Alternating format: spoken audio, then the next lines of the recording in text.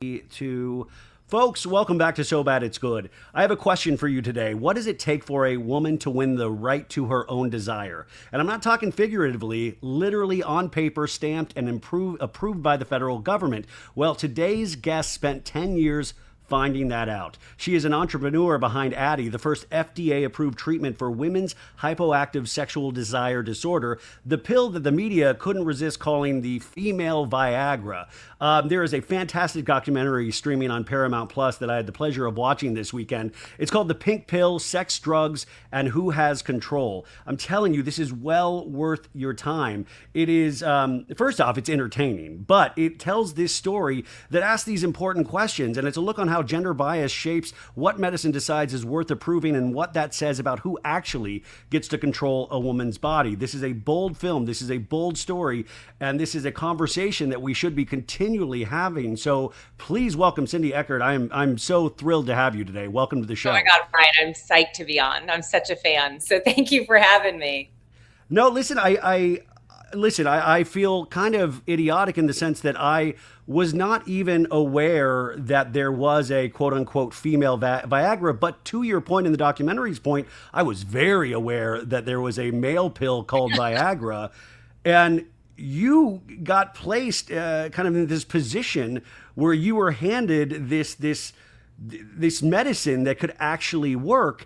And it took you on a journey that you had to fight, and never give up. I mean, to me, this is kind of a hero story, even though you don't position yourself as a hero. What possesses you and what has possessed you to constantly not give up in bringing this to market? You know, I really do think once you see something like this, it's such an obvious double standard, you can't unsee it. And that is unbelievable fuel for me. Never mind, as you saw in the documentary, the true heroes of the story, which were the women who went in front of the government and talked about their sex lives. Like, can you imagine talking about these? They're incredible. Because the FDA didn't just not approve this once, they didn't approve it twice. And you had to jump through every hoop. And you thought, which I think a lot of us would think, if the science is there, then everything should be gravy, everything should be wild. But that is not the case, because you jumped through every hoop that the FDA asked for, and you still had to fight. They still didn't approve. Obviously, It is approved now, but even at the end, there were restrictions because it was like premenopausal, that was okay. But postmenopausal, this drug was still not approved for, but there's a great postscript, which it is approved for, or is getting approved for now, correct? Approved in December. It was such a big piece of like unfinished business for me. Cause again, like it's just I think it's such an important watch as a case study in healthcare, which we can all believe is so mysterious. And you see things like that decision, like what would tell us that a product that works on brain chemistry, suddenly I'm 51, and then the next day when I'm 52, you can't have it's done anymore. Today we're done. Like it's like so many things that defied logic over and over again. And I can remember, you know, one of my very first like private interviews, you saw on the film a lot of my on-air live interviews and the insane questions they asked me. But, you know, privately, I was meeting with a pretty important healthcare reporter, and I realized very early on, he didn't care at all about the scientific discovery, the innovation, how many millions of women struggled with this, the fact that we'd known about the medical condition since the 70s. All he wanted to talk about was whether or not women should want a product like this. And it became very clear, we weren't debating science, we were debating permission.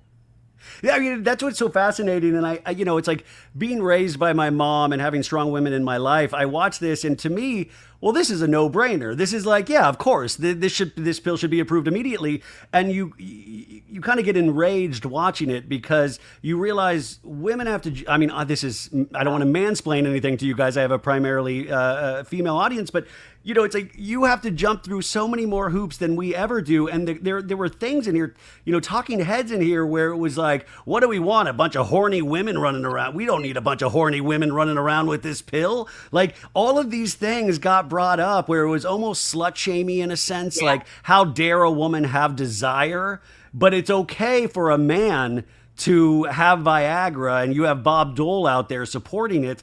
It became almost like a dark comedy Yeah. at parts watching this documentary. But just to tell to kind of take it back with the audience, is that initially you discovered this. The drug itself is flibanserin. Mandarin. Oh my God. Yes. Perfect. Okay, yes. And the whole thing is there was this gentleman, Dr. Irwin, correct? Dr. Irwin Goldstein. And Dr. Irwin, he's a urologist primarily, but he works in this field, and he kind of found this, and this was not his, this is not his forte in particular, but he's the one that chose you to represent, correct? Completely. So he was the principal investigator who got Viagra approved for men. That's it. And Yeah. I think when he realized, like, once he solved that problem, how many women were calling him and saying, well, wait, what about me? And so here I am. I actually ran one of the male sexual health companies. I like to describe myself as pink in a sea of blue pills. That is the story of my career.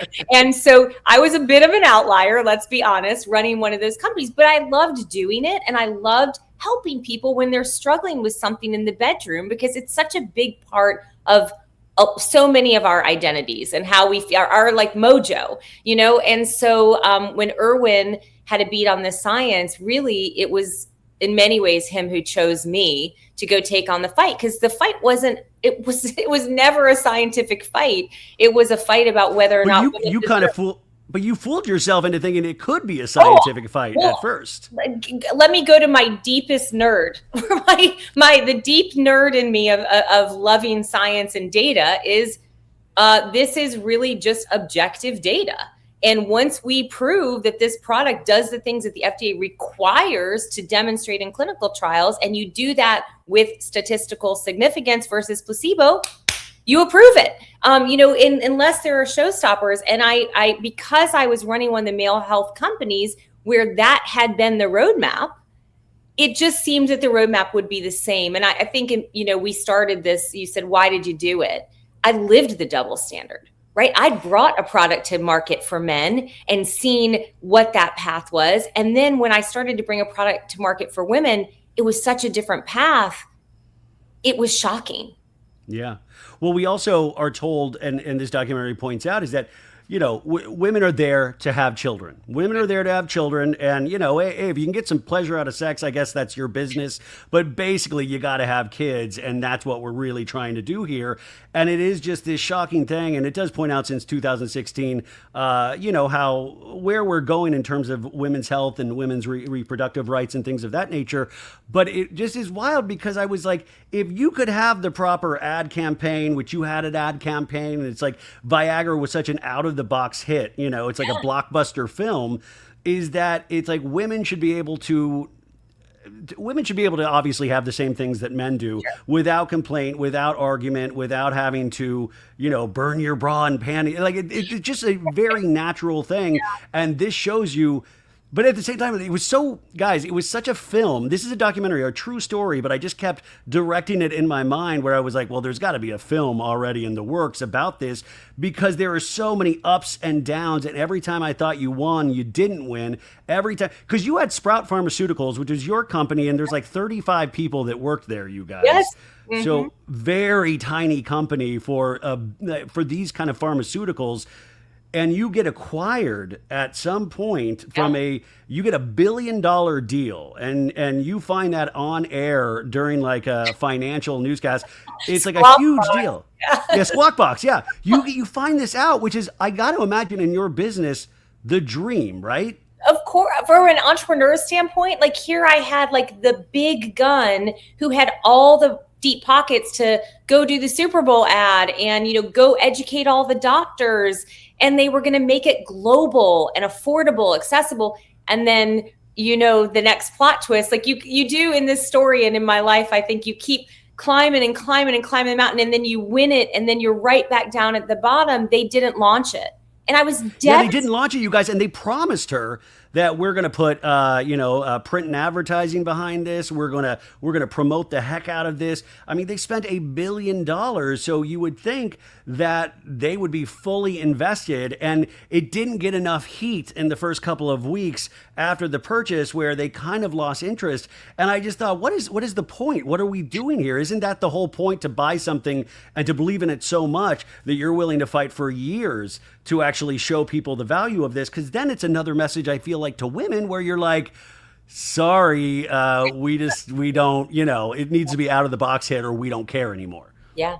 I think that's true. I think honestly, it needed a champion through and through. And so when they just didn't champion it in any way, like they didn't put any resource behind it, they didn't put any of that, education, because it's hard. I mean, women's health is littered with, so much is even missing from the film, Ryan. Like there's so much more to this story. For example, when we put up all of our ads, they all got taken down because you can't talk about women and sex. Like, there's all of these layers and layers of this. Like you win the fight, and then like the next barrier is put in front of you. But it was kind of fun to sit with that company when they didn't do what they promised they would do to me and say, give it back.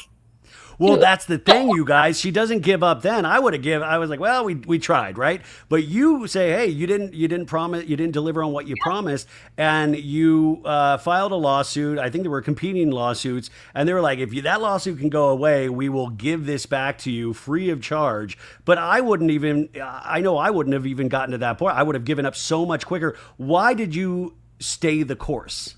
Because women called me. This was so public. This battle became so public. And to those heroes of the story, again, the women who showed up at the government and said, help me, I have a medical issue. Let me have access to a medical product that's proven to work clinically. And, then they couldn't get it. I've never been more depressed, ever. And they would write me and they would say, I can't get it, but I was so counting on it. And that was all that's been all the fire I've ever needed. It made me think, though, of like just how many not cure-alls, but how many things that can improve our lives that are being held up in red tape or, things like that. Because I'm not familiar with this. This is actually a really interesting inside peek of how the FDA works and how things are approved, because it culminates in this hearing kind of where a lot of these ladies, some of them actually fly themselves out, put themselves up to actually testify in front of the team of like the FDA. How many people are on the FDA at that time? We had so many on that panel. It's such a big group. Like the division that reviewed us, I don't know, maybe there's 50 people per division, but that room was, full of hundreds of FDAers. And it does tell you, I love that you said that, because I do think medicine shouldn't be so mysterious to us. First of all, the FDA works for us with our taxpayer dollars. You do get don't forget that, you guys. Don't forget that. Like patients are supposed to be the center of the conversation. Imagine that, for conditions they're affected by, and you do get to have a say. And that's, I think, what I love the most about the women in this story is that they knew, if I don't speak up now, even if it's hard, embarrassing, whatever that may be, may come with backlash, if I don't say it today, it never changes for anyone else. And that's what I love about them, that they took the reins. Yeah, I mean, and this documentary is peppered with testimonials, or talking heads, as I call them, of people talking about like, hey, I'm very in love with my husband. I hit a certain age and all my desire just went away. Yeah. There's husbands that participate as well. And then they were able to do this. And by God, it didn't make them raging nymphomaniacs. It didn't make them. But there is something chemical that happens in the brain, and it's not something we should be ashamed of. It's not something that, we take medicine for so many things that I feel like, and obviously the Viagra has turned into such a running joke that every man, it's like they're giving them out almost for free to men, like, please, like, have a boner, we love it, and it's so interesting that women once again are kind of, it took this huge fight and you kept getting the shaft over and over again. But it is this story, this inspirational story. But my curiosity at the FDA too is that, can FDA approval be taken away after it's granted? Yeah. It can actually, with a product on market, if any, and Ryan, this was done by investigative journalists. This documentary is totally independent. When they because you didn't make this documentary, you were just the focus of this. That's right. I'm just the subject. And when they called me a few years ago and said we're making this, I thought, oh no, for all the reasons you see in the film, because I've always been like, eyes forward, keep going, make progress. Like all the hits in the, square in the jaw, leave it in the rearview mirror, keep going. And I was worried about like reopening and relitigating all these things because I have experienced the FDA to be retaliatory toward me. I feel somewhere there's a dartboard at the FDA with my face on it. I'm certain of it. Now, my relationship with everyone at the FDA isn't fractious, but it certainly at that time, I was an atypical CEO of, an innovative pharma company, and I called a spade out loud, and I think they're not used to it, and so they can do that, but let me give them credit now here. 10 years makes a big difference in how people can see things, right? Culture wasn't ready for us. Culture has caught up. And I think in many ways, the FDA commissioner I was invited to a meeting in November of last year. He stood at a public meeting and said, we have overlooked women's health. And you're like, you think? Yeah. Yeah. So I just think, it's really, I'll give them credit that actually the approval came in December and, we're on a good path right now, but. I mean, there were just so many little sound bites in this, like I said, that were infuriating, of just even the side effects of like, well, you can't take this on alcohol. You might crash a car. It makes you drowsy. And it's like, yeah, that's why they say to take it at night, doofus. And like, it's like you have the same side effects with Viagra or something like that. But it was like, even to the point of like, you're at that hearing at the FDA and they're like, don't wear pink. Don't wear pink. It's so true. And you're wearing pink. My pink really pisses people off because I'm like, what in the world could you, like, if you are bothered by that, that's a you problem and probably something that is worth discussing. Because if those are the things, right, that like ownership or agency that a woman has over her own choice, if that is in any way threatening to you, then that is what we should be talking about. I thought for sure you would call out my dick's exploding as your favorite. This has to be said. I love sitting in a theater with strangers, who don't even know I'm sitting in the theater with them watching this film and like listening to the audible gasps or the laugh. But for your audience, truly, when I started, men already had 25 FDA approved treatments to lead a more satisfying sex life. Women had 0. While I was fighting and the FDA had turned us down twice, they approved the 26th, and the 26th had this really rare side effect, but it was penile rupture, which they saw in clinical trials. And my basic reaction to that, as I say in the film, is, so let me get this straight. Men can have a product and their dick can explode, but women can't be sleepy or dizzy. Like this cannot be our even consideration. Well, you spoke about watching this in a theater, and this did take home the audience award at the, I think, Doc NYC festival, which has got to be amazing. And I watched it on Paramount Plus, which is where you can watch it now, you guys. But what is that like, watching your life's journey being up for public consumption like that? Surreal. I mean, I'm telling you, like, I posted on Instagram, like the very first day it went streaming on Paramount Plus, like, hi, hey world, this is me. This is what I work on. I mean, it has been, I'll tell you, for all of the PTSD in many ways, like I have a good laugh about it. I think I've had to develop a good sense of humor about all the hits. It has been enormously freeing to just let it be in the world, let everybody see what it takes, and hopefully let nothing like this ever happen again, and this be the cautionary tale. And that's quite rewarding to sit in there. I'm going to confess something here I haven't told anybody. Right after I watched it the very first time at Doc NYC, I walked into the bathroom and threw up. It was so emotional. And that's not because of the pill, you guys. That's just because of the nerves. Let's not put that on. The nerves, for sure. But it's like enormously freeing too. And it's, you know what, I think because this has been like moving culture inch by inch by inch against resistance, I have spent the last 15 years, like explaining it with reason, like trying to bring people with logic and reason of a double standard. And like something switched for me with this film. It's like, you know what? I no longer have to answer that stupid question. You have to tell me why you're still asking such a stupid question in the face of this much evidence. And I think that's the freedom that has come. And that's a really wonderful freedom to have now. No, it really is, and it's a freedom that men, women, everybody should have. I mean, I think that's just something so evident when watching this. I am so focused on the giving up part because I just think I am so quick to give up sometimes. What is the closest you came to be like, you know what? I got to really search my soul tonight if I want to continue this fight. Yeah, I mean, look, I think it was pleas from my family more than anything. I love my dad. Like he's a total, in so many ways, I am my father's daughter. In that, he will call a spade, even if it's not a popular opinion. And I think cultivated that sort of independence in me. But there was a moment where my dad was like, can you like, please stop. Like he was worried. I mean, at a moment in time in which this was such a big public debate back in the days, like I was getting death threats sent to my house. That's ridiculous, but it was happening because. But what is under the guise of what? Like women shouldn't have this right? Like pleasure. What are the death threats about? Yeah, they were like, they used to say want libido. That's what they would say. Like it was such it like hit people so deeply, their reaction to it.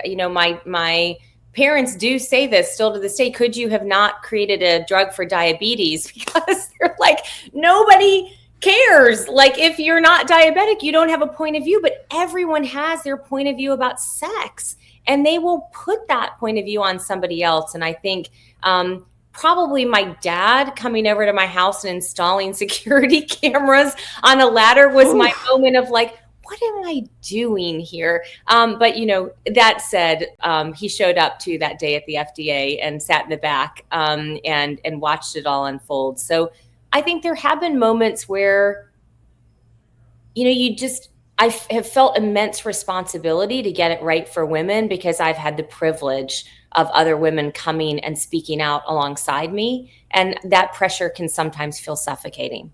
Yeah, I can imagine. A good pop culture fact about this, you guys, the drug's name is Addyi, and that is because she loved the character Addison in Grey's Anatomy. Yes. I really didn't. I was like, whoa, I didn't see that. And I was like, oh, interesting. So you were watching Grey's Anatomy and you loved Kate Walsh's character so much. You were like, does Kate Walsh know you named this drug after her? You better believe I have met her since this movie came out. We had breakfast together in New York City because of the film. And she said people started writing her like, do you know this? Do you know that you're the inspiration for the women's libido product? And it was such a fun meeting. And I said to her, she's like, tell me, talk me through this. I'm like, this was a woman living life on her own terms and fully embracing who she is, what she wants, owning it. And that was what I think Addyi stood for me.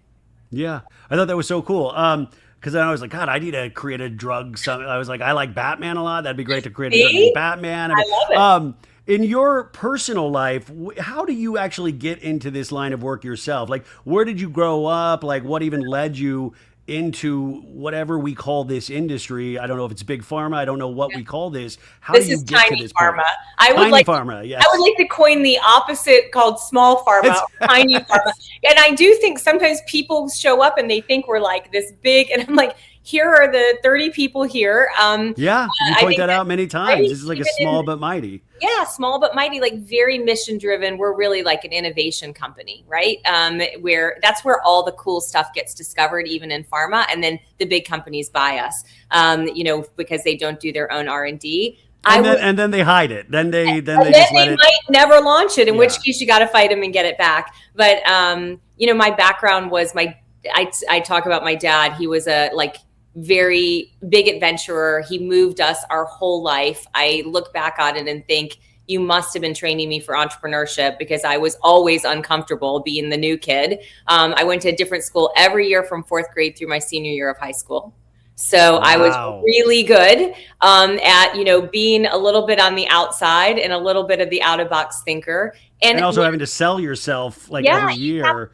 Yeah, totally. And also, like, in a way, the luck of that, by the way, I did not feel lucky every time he told me we were moving. But the luck of that was like I was never defined. Like, in so many ways when you're in high school, you're like, you're the jock or you're the geek Yeah. or you're the this. I was a little bit of all the things. And then when I went to college, I was so lucky to have a professor who, swear to God, knew that I like had a curiosity index up here around businesses. And um, more or less because of her influence, I was like, I'm going to work for Fortune's most admired company. And at the time, it happened to be a pharmaceutical company.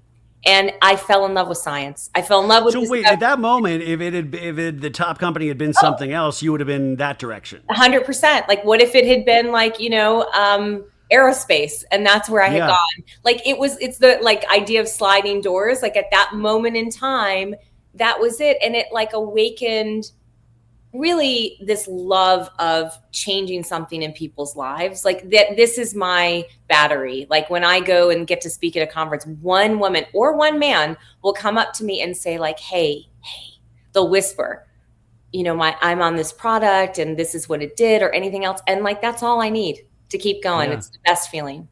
Being a woman in pharmaceuticals and starting out in there, what were you noticing right out of the jump, like right out of the gate in terms Oh, of the industry itself? I hated big, like deeply hated big, because I do not fit in a big environment. My brothers, I have two big brothers. They would say they could have told you that. Like, I need you to listen to my opinion, which doesn't happen in big corporate. And I'm grateful for the learning, but I chased innovation. I went like smaller, smaller, smaller to own a piece of the pie. The other thing I learned actually very early, I worked for a big company and they had introduced the first product for osteoporosis. And what was funny is I went around and physicians' answer was like, well, that's just normal. It's just normal for a woman to start to hunch over. They're like, I'm sorry, excuse me. Those are actually, so like the very early on, I got the insight, like everything, this like dismissal of things that happen to women as just normal, right? Your biology betrays you in many ways, right? And we accept it, be it our eyesight, be it our, Yeah. now with GLP-1, be it like obesity, like, oh, but sex or these women's health specific issues will be like, that's just normal. Yeah. And then when you actually do bring it up, it's almost like this taboo subject. But with men, it's like this locker room talk and there's like winks and which there's a great part. I forgot who says this, something of like, yeah, men can take Viagra to have sex with women, but if the women actually do not have the desire to actually have sex, what do we do then? Is that Right. just, that doesn't matter at all? No, exactly. I mean, that's so true. That was, the parodies we made of the Viagra ads. Like, you can remember the early Viagra ads. Like, they're Yeah. iconic, I right? was They're a kid and I not remember those. Yeah. logical, but like you're throwing the like football through the tire. You're like every bit of like sexual innuendo. And finally, they'd run their course. And so they started putting women as the stars of their commercial, telling men, hey, do you know all the options you have? Because you have all these options. And like the irony of that, right, was how is it not that anyone's being like, and where are ours? Where the hell is Yeah. mine? And like that was, we made some good fun of that and No, deserve you it. did. The commercial actually is really funny. It's in the documentary, but I just do. It's just at that point of a woman isn't supposed to ask for more. Right. Like a woman's supposed to have babies, which I still think I joke about this all the time. The fact that men are in power in any way after like women birth men is always just still shocking to me, like how that was ever wrestled away. Yeah. But it's just another one of those examples where I realize as a man, as a white straight man, I have it so easy in this world. And you see the struggles that everybody else has to jump through. And even for men in terms of aging, as I start to age, there are things, if I go to my doctor, like, hey, you want to try this? You want to do this? You want to do this? Things that I would never have even asked for myself, just presented to me like a Yes. cornucopia. I mean, of Yes. course, it's then dependent on if my insurance will let me do any of Sure. these things. Yeah, of But course. though, women's health is just not there yet. I mean, You have it's to like it's a fight lot for it. better. Yeah. Yeah, well, everything shouldn't be a Rocky story of Right. having to have like a documentary just so you can like sit up straight and not have osteoporosis. Exactly. Amen. I What so agree. Well, so where are we at? So with Addyi right now, you just got it approved with the FDA for postmenopausal Yeah. women.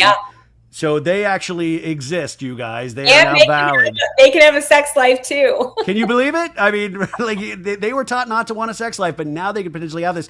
Also, they did all of the testing, you guys, and what I appreciated about this is the honesty. Was that like any drug, it is incremental. It is not going to turn you into like just like I need sex every day. I'm chasing men around. It's not. It's if you're going from having sex once or twice a year, Yeah. which a lot of these people are, and then you're having 12 more experiences potentially a year. Yeah. That's a significant change. That's right.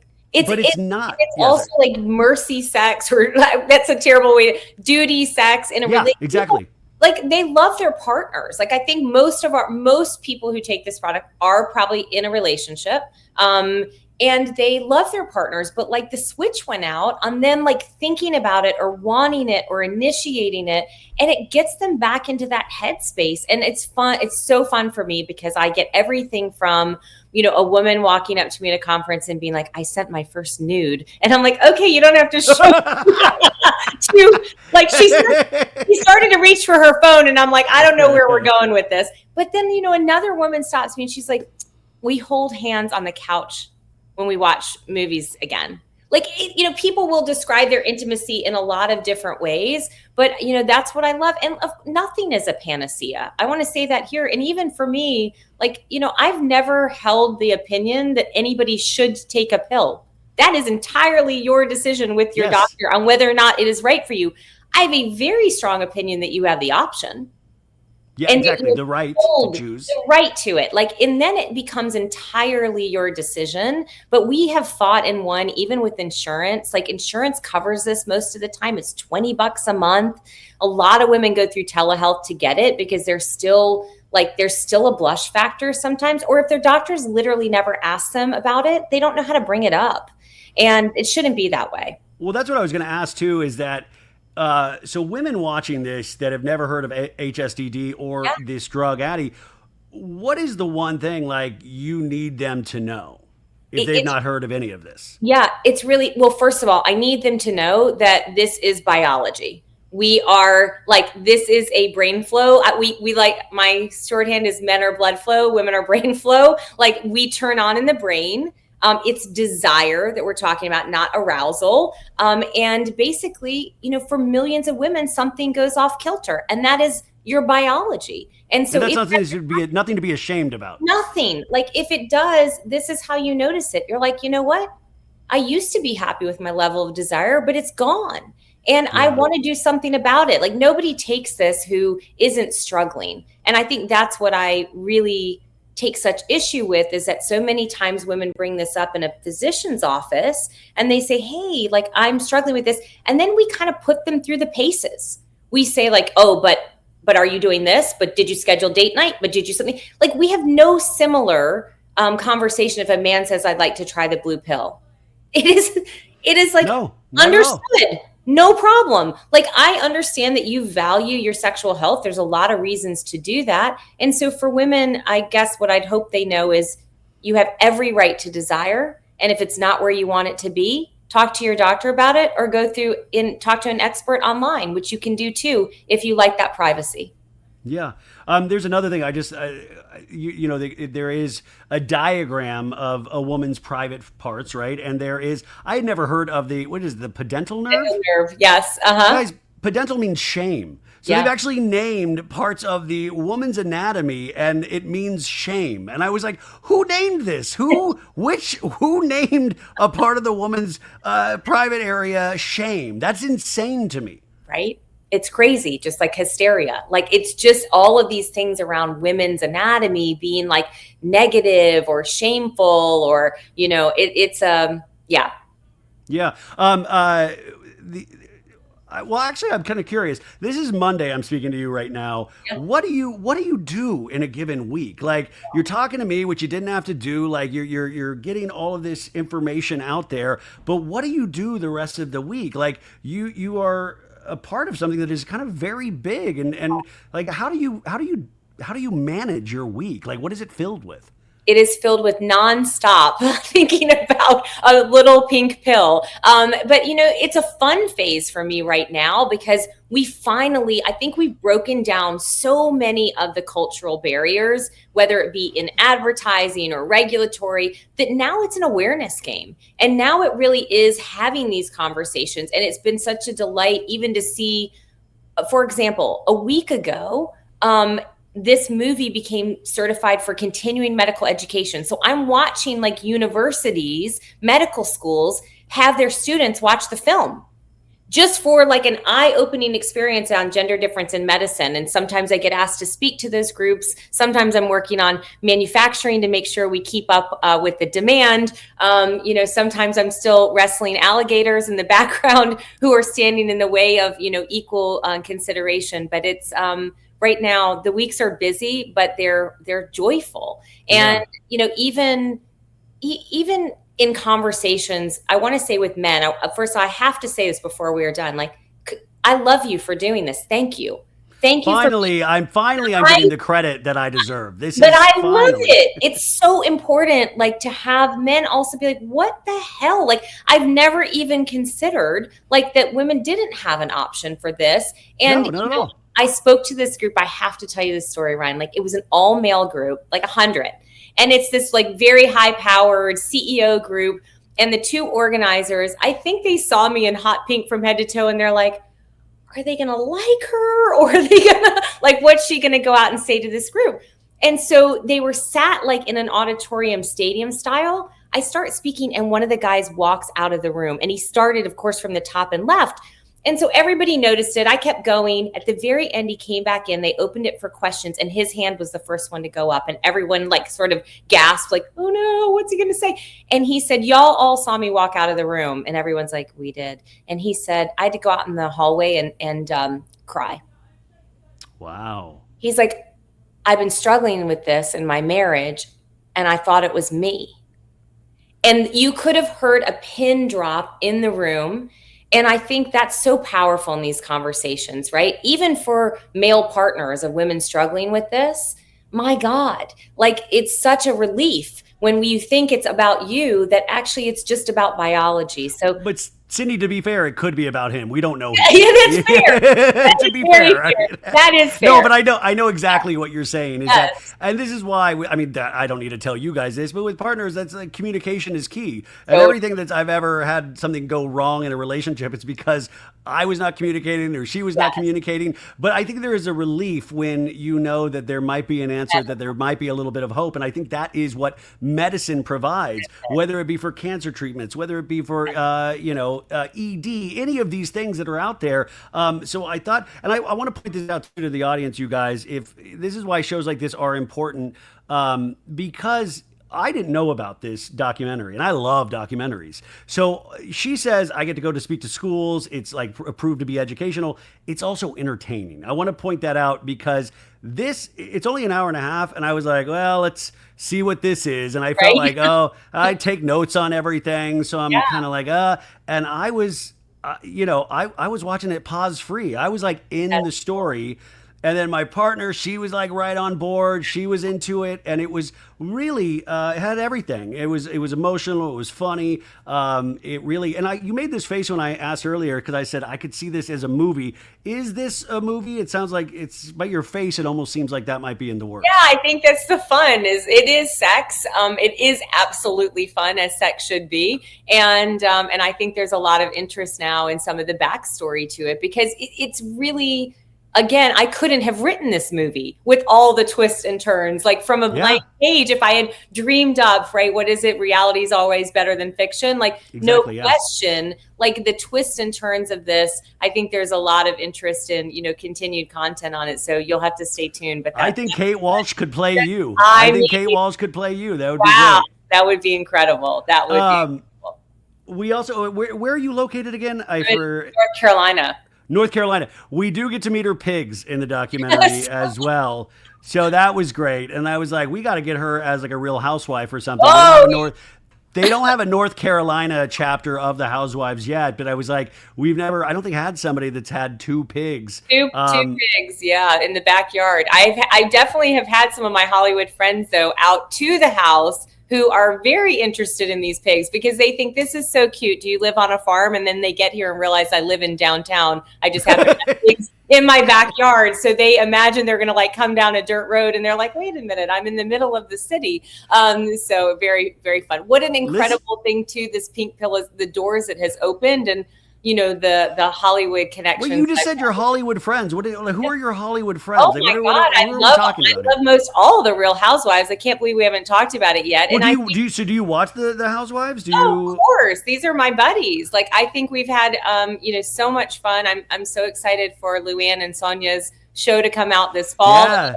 The Golden Life wins after 50. Like, that's oh my God! I just had you probably thought about this. Why can't we get Countess Luann to be like the face of Addyi or something? She is currently the voice in our commercials, so you're gonna have to listen. Oh my gosh, that's amazing! Yeah, I can't believe it's Addyi. It's just great. It's amazing. And I'm gonna tell you, this is what I love about like how free they are in talking about things that sometimes are otherwise taboo, and I think it's really helpful.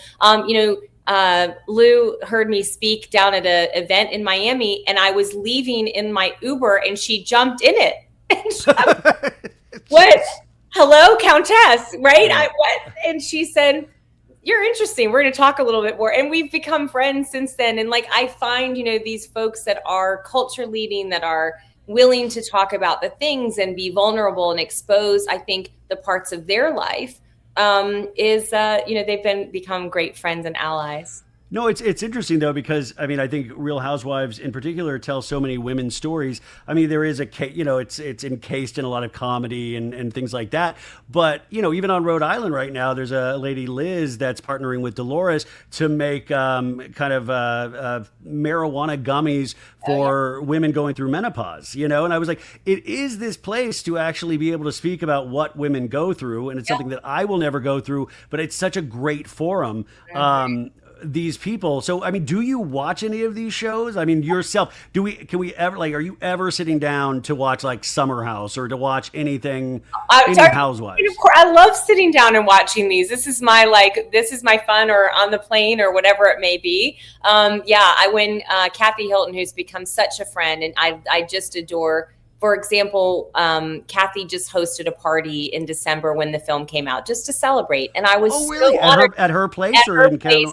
No, I pulled up. She made all her trees pink outside because she is incredible and the best hostess there is. And so, it's become a real friendship. We've had, no paid spokespeople because we're so small. And I think the brand, I didn't want to have anybody identified as like, this is the version of sexuality that all women need to live up to. It's very much on your own terms, a la Addyi. They've been so kind to me because I think I didn't know you rolled this deep with the Housewives. I mean, this is amazing. Did Kathy give you a labubu? She loves giving I didn't dang it, I did not. I don't know what that says, but yeah. But that's amazing. Well, now I'm kind of thinking you would be a great, because on Housewives, they always do these things where there's like some kind of, they're at usually like a yoga place or some sort of like, you would be great on Housewives as somebody that pops up and gives like a demonstration to the Housewives of why Addyi actually is something that women should try and see if it works for them if they're having issues.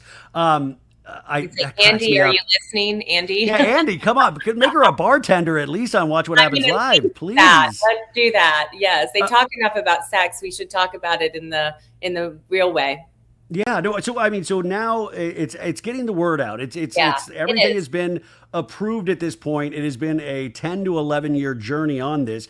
Also, I always think about actors when they've done a role and they've really, encompassed this role and then they put it behind them and go to the next thing. When do you think in your head that you will not put this to bed, or when will you feel comfortable moving on to the next journey? Oh, God, that's such a tough question. It's always going to be a part of me, always. And so right now, I would never give it up in the middle of the most fun, which is the time finally we broke the door down to have the conversation. So the conversation has just started going. So it's not yet. I think it'll always be a piece of me. But the truth is, if there was like an obvious, it would have been breaking that menopause approval. Like getting that is like the work of the founder fighter, the fight of the first, as I like to call it. Like that was kind of my last piece of unfinished business. And now it's really the fun and joy of awareness and letting this just get to be in the world, in the way that it has been gate kept for so long. And so you never know what comes next. I just think you're such a strong advocate for women, so I can only imagine that there are other things out Oh, there yeah. that could really use your voice or. I started a pinkubator. So in that period when I was so sad, I call it the pinkubator. I thought there were lots of incubators with craft beer and bros and buddies in the valley. So ours is pink and has rosé on tap. This does take some of my time away from that. In that interim period, when I sold it and when I thought it was going to get that opportunity in the world, I started investing in other female founders, and particularly specifically in healthcare. So people that had first and a regulatory challenge in healthcare. And, I'm very proud to have invested, but I'm not as actively involved in it as I'd love to be. And not Elizabeth Holmes, you guys. No, That's not who she, that's right. I just want to make that clear as well. Also, you guys, I'm going to put this in the show notes. In no way is this an advertisement, but I will put, if you are interested in getting a telehealth appointment or something like that, I will put the information on how to do that, because I think that is a very important thing, because you might listen to these things and be like, oh, how do I actually see if, I can find out more about this? So that will be in the show notes today as well. And then, first off, tell Kathy I said hi. Tell Luann I said hi.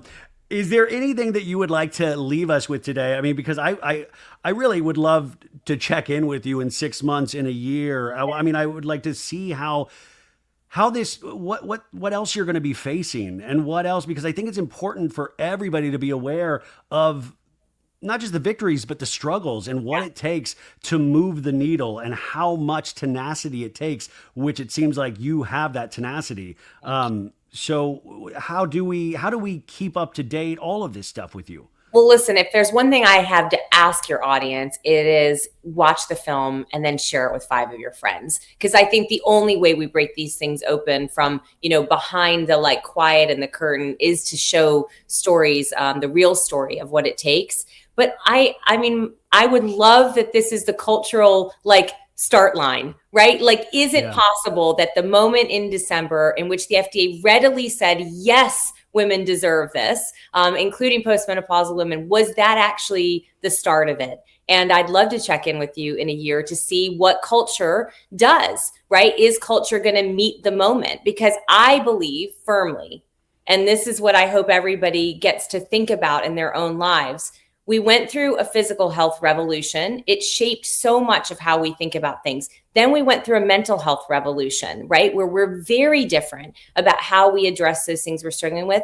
I think the next frontier is the sexual health revolution for men and for women, and it being a fundamental part of our longevity and wellness. And so I think what's going to happen in the next year to 18 months is going to be really exciting. Yeah, I think so too. And I guess I will say I am nervous, just not that this is a political show. I am nervous just in the case of, rolling back certain rights and things like that, is that I think is another hurdle. So it will be interesting to see what you face going forward, or even just the reaction as this gets more press and more press. But like she said, the pink pill is out there on Paramount Plus right now. If you have Paramount Plus, you can watch it for free. I think if you don't, you can get like a 7-day free trial. But I think it is really worth the watch. I think it's all of the things that you want in a documentary. There is humor in there. It is almost like an espionage thriller at times, and just like the amount of this didn't get approved, this didn't get approved, all of the things, all the hurdles that you had to jump through. So I was very excited to talk to you today. So Cindy Eckert, it's just such a pleasure to talk to you, and I hope you'll come back sometime. Thank you so much. I'm counting on it. Thanks.